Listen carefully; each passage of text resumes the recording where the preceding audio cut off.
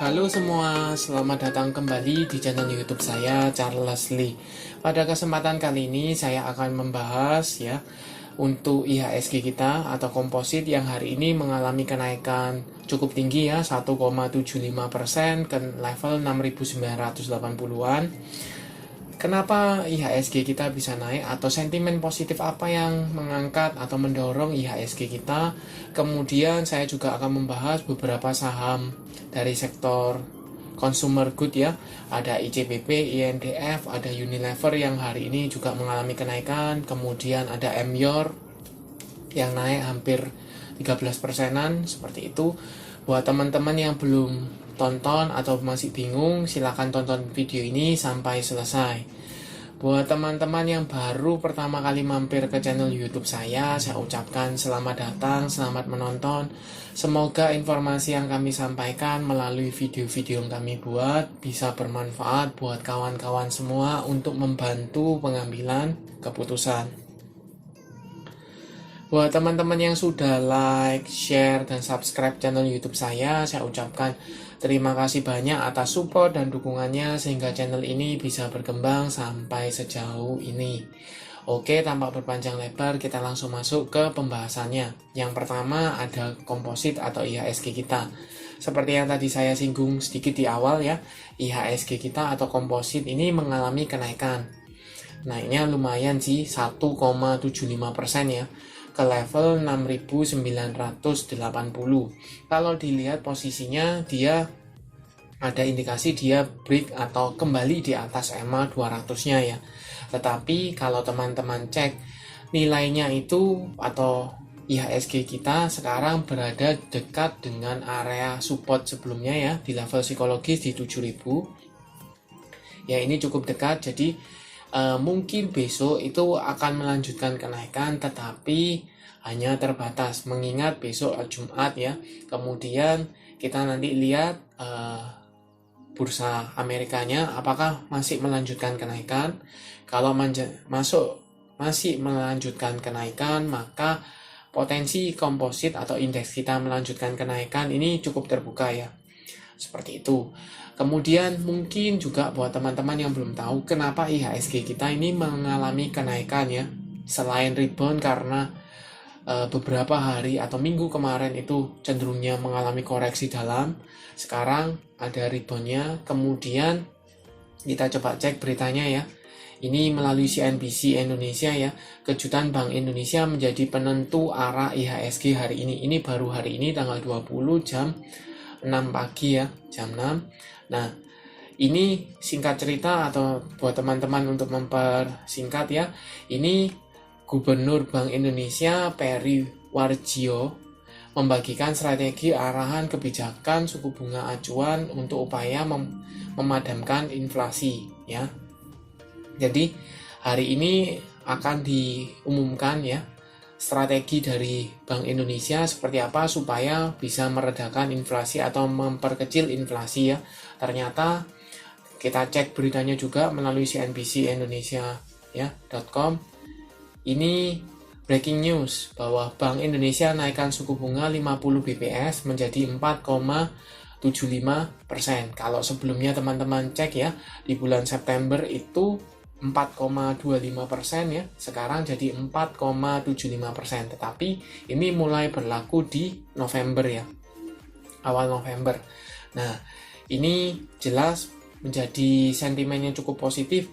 Mengapa jadi sentimen positif? Karena kita lihat di sini nih, The Fed akan kembali meeting di awal November. Ini antisipasi selisih suku bunga kalau Bank Indonesia tidak menaikkan 50 BPS di awal November, kita jadi negatif spread Jadi karena ada kecenderungan bahwa Bank Sentral Amerika atau The Fed ini akan menaikkan kembali tingkat suku bunganya untuk menekan inflasi, maka kalau Bank Indonesia atau Indonesia tidak menaikkan tingkat suku bunganya, maka terjadi negatif spread selisih antara bunga di The Fed Amerika dengan suku bunga di Indonesia akan terjadi jomplang ya, sehingga dana asing akan kebanyakan keluar seperti itu. Jadi untuk meredam itu maka tingkat suku bunga di Indonesia dinaikkan ya, jadi 4,75%. Jadinya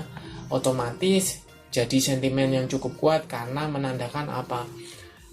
Demi usaha untuk menekan inflasi, tingkat suku bunganya dinaikkan, otomatis memancing dana asing untuk tetap masuk di Indonesia ya, tetap dikelola di Indonesia seperti itu, sehingga menjadi sentimen yang cukup positif untuk IHSG kita seperti itu ya. Kemana arah pergerakannya? Mungkin besok itu akan menguji atau meretest area resist ya di level 7000 psikologis ya. Kalau misalnya syukur-syukur kalau seandainya dia cukup kuat untuk break dari level resistennya, mungkin akan meretest EMA 50-nya ya di 7039, 7040-an di area sana. Seperti itu. Jadi buat teman-teman yang sudah punya posisi, tetap harus kontrol ya, tetap harus wait and see, tetap harus lihat apakah saham-saham teman-teman ini masih ada potensi upside-nya melanjutkan kenaikan atau sudah di area resist dan rawan profit taking. Seperti itu. Oke, kita lanjut ke yang pertama. Saham yang pertama itu ada ICBP ya. ICBP atau Indofood, CBP Sukses Makmur Tbk ya, yang hari ini mengalami kenaikan 4,11% ya ke level 9.500. Kalau teman-teman cek sebenarnya beberapa hari sebelumnya itu sudah mengalami kenaikan ya, tetapi kemarin dia menguji area resist di level 9.000 ya, kemudian breakout ya, hari ini melanjutkan kenaikan disertai dengan volumenya ya. Volumenya juga cukup oke, cukup tinggi seperti itu. Dia menandakan apa? Dia confirm sudah break dari area resist 9.000 dan sekarang ada potensi menguji area resist di resisten sebelumnya ya di 9.600. Tinggal kita lihat apakah ICBP ini mampu breakout dari area 9.600 atau tidak. Kalau seandainya dia mampu breakout, maka ada potensi ICBP ini melanjutkan kenaikan ke level 10.000-nya. Level resisten psikologis ya, seperti itu. Kalau dilihat posisi EMA 50 maupun EMA 200 ini sudah mulai mengarah ke atas kembali dan dia sudah confirm uptrend kembali ya, seperti itu. EMA 50-nya sendiri di 8.850-an ya. Kemudian EMA 200-nya ada di sekitar 8.675, 8.700 ya. Kemudian volume sudah saya singgung ya, volumenya hari ini cukup tinggi, sedangkan garis MACD yang sebelumnya dia cenderungnya sideways mulai mengarah ke atas kembali, seperti itu. Apakah kenaikannya ini disertai dengan akumulasi? Kita coba cek broker summary-nya ya. Broker summary ICBP ya dari tanggal 17 sampai dengan tanggal 20. Kita coba cek, ini jelas ada akumulasi masif ya oleh AK, CS, ZP, BG, LG seperti itu. Harga rata-rata pun kalau teman-teman cek ini di atas 9.000 ya. Jadi di area resist atau kebanyakan buy on breakout ya. Ketika breakout maka diakumulasi seperti itu. Kalaupun kita cek ya, sebenarnya di sini pada waktu dia pantulan di sini itu sudah mulai ada akumulasi, tetapi pada waktu itu kenapa saya tidak buatkan videonya, karena takutnya di area resist ini di ICBP ini gagal break ya, jadi mengalami turun kembali, sehingga saya tidak membuatkan video walaupun pada waktu di sini sudah jelas ada akumulasi ya, seperti itu. Sekarang buat teman-teman yang sudah hold atau sudah punya saham ICBP, apa yang dilakukan? Sebaiknya bisa hold ya, atau kalau dilihat posisi trennya ini sebenarnya cukup oke untuk ditahan ya, tetapi mengingat IHSG yang cenderungnya masih dipenuhi dengan ketidakpastian ya, cenderungnya bisa saja turun, mengalami penurunan tajam karena efek dari Amerika maupun regional. Jadi teman-teman mungkin bisa pertimbangkan apabila saham ICBP ini gagal break dari area resist ya. Kenapa? Karena ini area resist yang cukup kuat, 2 kali di retest oleh ICBP tetapi gagal ya. Jadi teman-teman perlu cermati, kalau seandainya dia mampu break, maka teman-teman bisa hold ya. Atau misalnya teman-teman takut ketika dia ada potensi gagal break, maka teman-teman bisa buang separuh ya. Amankan profitnya dulu, keep separuh ya, sebagian. Kemudian kalau seandainya dia breakout, maka teman-teman bisa re-entry kembali atau tambah muatan seperti itu. Ya, buat teman-teman yang belum punya, apakah bisa entry untuk ICBP? Sama halnya ya. Jadi teman-teman bisa wait and see dulu, karena ini berdekatan dengan area resist. Kalau teman-teman beli sekarang, harga tanggung ya. Jadi wait and see, tunggu apabila saham ICBP ini mampu breakout, teman-teman buy on breakout. Ya, untuk target di level 10.000 sampai dengan area 10.200, 300 itu masih cukup lebar ya. Tetapi kalau seandainya dia gagal break, maka ada potensi dia meretest supportnya ya, yang tadinya resisten di level 9.000 sekarang menjadi support ya. Jadi tunggu di area supportnya level 9.000 sampai dengan 9.100 ya. Kalau seandainya dia koreksi, teman-teman re-entry di daerah sana. Seperti itu untuk ICBP.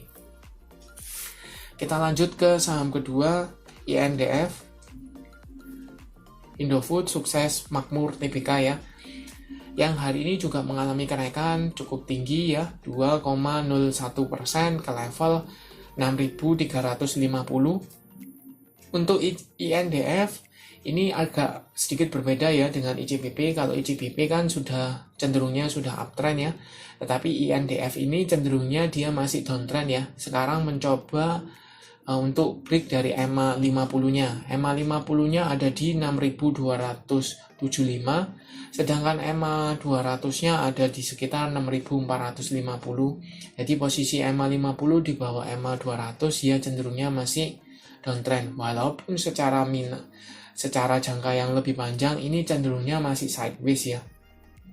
Masih cenderungnya sideways di range antara 6.000 sampai dengan area 7.000-an. Ya, di area sana seperti itu.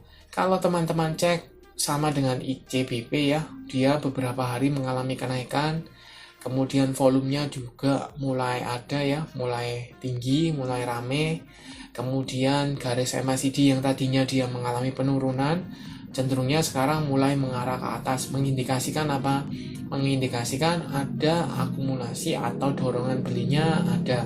Seperti itu. Kita coba cek broker summary-nya ya. Untuk INDF tanggalnya sama, 17 sampai dengan tanggal 20. Kita coba cek broker summary-nya, jelas ada akumulasi ya, cukup masif oleh CS, Kaset, BB, AK, dan PD. Harga rata-rata di 6.100, 6.200 ya. Jadi posisi sekarang sudah floating profit walaupun masih tipis. Jadi ada potensi saham ICBP ini untuk melanjutkan kenaikan, minimal dia meretest ke daerah EMA 200 sampai dengan level support yang tadinya support ya, sekarang menjadi resisten 6.500. Jadi di area sini seperti itu. Buat teman-teman yang mungkin sudah ambil posisi di range antara 6.000-an sekarang masih hold, teman-teman bisa pertimbangkan kalau saham ICBP ini mengalami kesulitan atau gagal break dari area resist ini ya.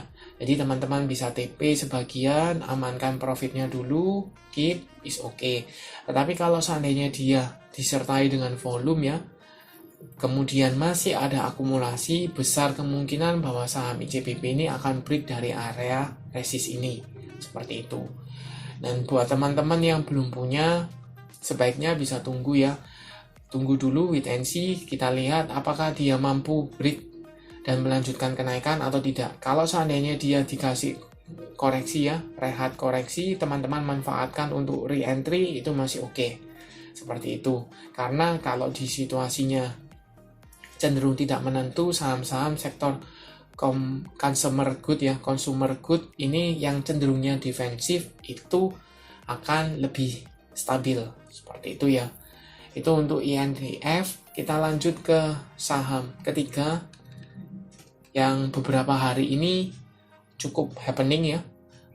Kenapa happening? Karena dia breakout lebih tepatnya dari area resist ya 5100 sampai dengan area 5200. Saham ini adalah Unilever Indonesia Tbk atau UNVR yang hari ini melanjutkan kenaikan ya 0,93% ke level 5400. Kalau dilihat seperti yang tadi saya singgung, dia sudah confirm breakout dari resisten 5125 sampai dengan 5200. Ya. Kenapa? Karena kemarin sudah disertai dengan volumenya spike. Hari ini sudah konfirmasi berada di atas, berarti dia sudah breakout ya. Kemudian garis EMA 50 dan EMA 200 sudah mulai mengarah ke atas kembali. EMA 50-nya ada di 4.800, EMA 200-nya ada di 6.250 ya.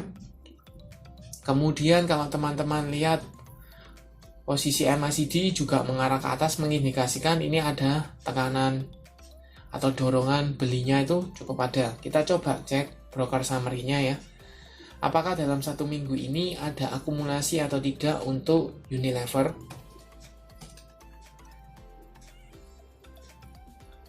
Untuk Unilever jelas ada akumulasi ya, masif oleh BK, AK, RX, CS, dan Aset. Harga rata-rata yang paling murah di sekitar 5.000 ya oleh CS, sedangkan yang lain rata-rata di 5.100, 5.200. Apakah foreign juga ambil ya atau akumulasi? Kita coba cek foreignnya juga masih akumulasi seperti itu. Jadi kecenderungannya untuk Unilever ini jelas ada akumulasi ya, sudah break dari area resist. Sekarang ada potensi dia menguji area resist berikutnya di level 5.500 dan cenderungnya mungkin rawan profit taking ya, atau yang nyangkut-nyangkut di daerah atas ya, yang lama-lama di daerah atas mungkin akan pertimbangkan yang sebelumnya dia minus jauh, sekarang mulai BEP atau sudah floating profit tipis atau floating profit ya, sudah profit, akan cenderung untuk profit taking ya. Jadi teman-teman bisa lebih waspada ya. Takutnya kenaikan ini kemudian akan profit taking ya. Profit taking jadi menekan kenaikannya seperti itu. Lebih amannya adalah kalau teman-teman misalnya untuk jangka panjang, karena dia sudah confirm break dari area resist, kemudian sudah break cukup lama ya, sudah konsolidasi cukup lama di area sideways ini ya. Jadi dia sudah menghabiskan beberapa sangkuters ya, sangkuters yang nyangkut ya di daerah 4.000-an itu mungkin sudah cut loss di sini, sudah ada yang nampung, kemudian sudah ada akumulasi. Jadi ini ada potensi dia melanjutkan kenaikan, tetapi kalau sudah berada di area resist let's say 5.500, 5.750, cenderungnya sudah rawan profit taking. Kenapa? Karena mungkin yang nyangkut-nyangkut di atas ini yang belum cut loss di sini ya, belum cut loss atau belum averaging down ya, belum turunkan averaging price, itu mungkin akan keluar gitu ya, mencoba keluar cut loss tipis atau profit taking tipis seperti itu. Jadi teman-teman perlu kawal aja. Kalau prospek jelas ini sudah mulai ada tanda-tanda dia reversal, sudah confirm di atas EMA 50-nya, garis MACD juga mengarah ke atas, ada akumulasi, jadi dia sudah confirm ya, seperti itu. Teman-teman kalau misalnya untuk tujuan jangka lebih panjang, selama masih berada di atas minimal 5.200 atau 5.125 masih bisa di hold ya untuk saham Unilever seperti itu. Kemudian kita ke saham terakhir ya, Emyor. Ini sebenarnya sudah saya bahas di video-video saya sebelumnya. Untuk Emyor, untuk target pertamanya di 2200 sudah break, kemudian hari ini melanjutkan rally ya, naik 13%-an ke level 2520. Posisinya sudah jelas ini uptrend ya. Kenapa? Karena garis EMA 50 dan EMA 200 sudah berpotongan. Volumenya pun hari ini volumenya spike cukup tinggi. Kemudian garis MACD juga mengarah ke atas, mengindikasikan ini sudah jelas kemungkinan besar dia sudah ada akumulasi di daerah bawah ya. Kita coba pastikan di broker summary-nya. Emyor.